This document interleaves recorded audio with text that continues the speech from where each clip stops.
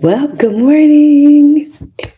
It's a terrific Tuesday. Good morning, good morning, good morning. Y'all know the drill. Come on, say it with me. Wake up and where, wake up and where, wake up and where. Listen, it is a terrific Tuesday. And as I shared yesterday, you're probably wondering, she's in a different location. What's going on? Okay, as I shared yesterday, I'm at a work conference. And so I'm in my room. So this whole week, for most of the week, that you'll get to see me. I'll be coming live from my room where I'm staying for the week here on a work conference, and I'm super excited to be with you all this morning. Happy Tuesday, happy Tuesday. And so these locks are always doing another. I think I'm gonna dedicate one show to like the lock journey and the lessons I've learned in growing locks. I think that'll be a really good show. I think that'd be a really good series. I'm gonna work that series out because I'm learning so much about these locks. So anyway, happy Tuesday. It's another wonderful wake up and win Tuesday morning. So listen, today's win word is following instructions matter. We started yesterday, and I said this whole week we're going to be talking about the value of instructions. Instructions matter. And we talked yesterday about how oftentimes life gives us instructions, and the most valuable thing we can do that will help our win is to follow those instructions, right?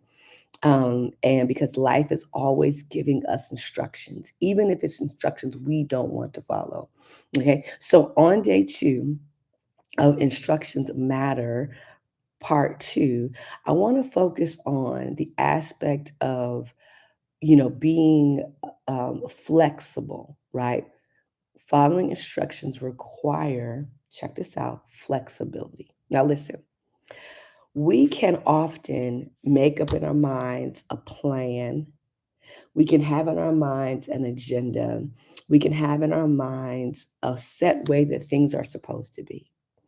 And there's nothing like life happening to take your all your plans, your agenda, your program, and like kick it all the way down the street and tell you, I don't care what your plans were, this is how we're lifing today. Uh, and I know I'm not the only one who's had that experience where life has kicked over my plans, life has kicked over my agenda, right? I know that I'm not the only one, right? So if life has ever kicked over your instructions and told you it doesn't matter what you had planned, it doesn't matter what you were interested in doing, what matters right now is what life is happening, how life is life, right? And so I have a friend who's a therapist, and she said, sometimes we're lifing, you know. And so you can have a plan, you can have agenda, you can have things set in your mind how they're supposed to be, and then life starts lifing, right? And the hard part when that happens is to recommit to another process. When life kicks over your plans, your agenda, the things that you had determined you would do, the hardest thing to do is recommit to, um, the hardest thing to do is to recommit. Oh, sorry about that. I don't know where I was going off. I was trying to. The hardest thing to do is to recommit to another plan, to another agenda, to something else, right? I want to invite you to understand this.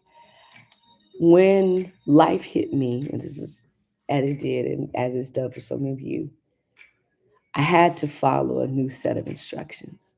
When life kicked over my plans, my agenda, when life tossed my dream to the side, I had to recommit to a whole nother set of instructions. And that is hard. It's not easy to do because, again, all of us have a way, a set agenda, a plan for how things are supposed to turn out, right? And the hard part is to recommit to a whole nother agenda, a whole nother set of plans after things have happened, after a devastation, after a traumatic experience. And so, what I want to invite you to think about is that when life gives you a new set of instructions, a new agenda, a new plan, a new normal, some would say, to allow yourself the flexibility to follow a new set of instructions. Yep, flexibility to go with a whole new set of instructions, a whole new plan, a whole new agenda, a whole new way of getting where it is you're going, trying to get to, a whole new set of instructions for life, a whole new set of instructions for your dream, a whole new set of instructions for your idea, your concept. Because sometimes life will kick over your plans, my plans, and then we have to go in order to move forward. In order to move forward and still win, in order to move forward and still live, we have to recommit to a whole new set of instruction. That requires flexibility. And flexibility is not as easy as it sounds. It's not. Flexibility is not as easy as it sounds. And here's where a lot of people struggle because we have such commitment to the things that we have planned, the agenda set. When life kicks over those plans, we're left stuck with feeling like, what about my plans? I'll never see life the way I planned it. I'll never have life the way I saw it set out in my agenda. I'll never experience X, Y, Z. You can, but you won't experience the way you had initially planned or initially had set in your agenda because life happened and kicked over your plans. And so now, in order to win, now in order to live the life, look at these locks. I promise you, I'm doing a whole show on lock experience. You have to commit, be open to first, and then commit to a whole new set of instructions. And listen, that is hard, but you can do it. It can be done. It's just very difficult. And so this morning, as you're thinking about, as we're talking about winning, waking up and winning, the key, one of the keys is flexibility. When I had my divorce, I had plans. This wasn't my life. I remember looking at my kids one day thinking, this is not my life. This isn't the life I planned. This isn't the life I established. Single parent at this stage of life. And so, in order to win as a single parent, in order to get up, wake up and win, in order to have the life I still desire to some degree, it wasn't going to be the life I had planned to have. But in order to have a quality of life, I had to recommit to another level of instructions for my life because those instructions now were instructions for a single parent. It was different instructions, different life goals, different life plan, different life instructions. And that wasn't easy. So I do not submit this to you as evidence, easy evidence. I submit this to you and say what was required was for me to be flexible, to understand flexibility. I had to be flexible. I had to allow for things to not be as I had set in my mind and to bend here, bend there, not compromise, the difference. I had to bend differently. I had to move differently, stretch differently, flexibility. And when I think about for those that do Pilates or yoga or just work out the gym, one of the keys to any of those forms of or any sport really, any activity that requires physical, the body, the physical aspect requires flexibility. You have to be able to bend and move and twist and stretch. Flexibility. So I want to invite you this day to think about being flexible and give yourself the grace of flexibility. Don't be so rigid and so tough. I don't care what happened. This is what I said I was going to do. I'm not moving from it. Give yourself the grace of flexibility because now, after whatever you've gone through, whatever challenge you've had, you got to move differently. And that's going to require flexibility. If you've been inflexible, It's going to make being inflexible makes the shift, the change, the win harder. Being inflexible makes it harder to do Pilates or yoga or any kind of sport. Even those that play professional sports are very flexible individuals. The win is in their ability to be flexible. Our win is going to be in our ability to be slightly more flexible. And being flexible, bending differently, moving differently, doesn't mean you have let go of your plans or your agenda. You're just going to achieve them differently, but flexibility. And where a lot of people are finding misery after a life experience, after life has come and kicked over your plans or agenda, is a lot of the misery, a lot of the difficulties, because sometimes we resist flexibility and we want to be rigid, rigid in our plans, rigid in our ideas, rigid in what we said we were going to do.